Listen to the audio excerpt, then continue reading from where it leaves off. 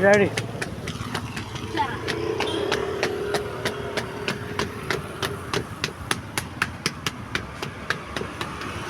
Colour ఉందా?